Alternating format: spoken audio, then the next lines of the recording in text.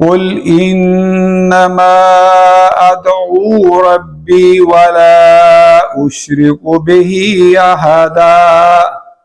قل إني لا أملك لكم ضرا ولا رشدا قل إني لن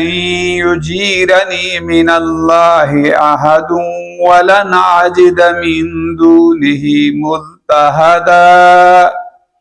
إلا بلاغا من الله ورسالاته ومن يعص الله ورسوله فإن له نار جهنم خالدين فيها أبدا حتى إذا رأوا ما يوعدون فسيعلمون من أضعف ناصرا وأقل عددا قل إن أدري أقريب ما توعدون أم يجعل له ربي أمدا عالم الغيب فلا يظهر على غيبه أحدا إلا من ارتضى من رسول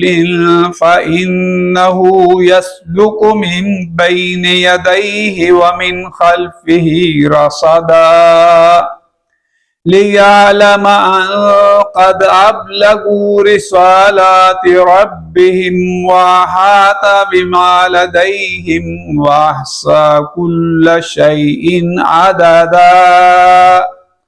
صدق الله العظيم.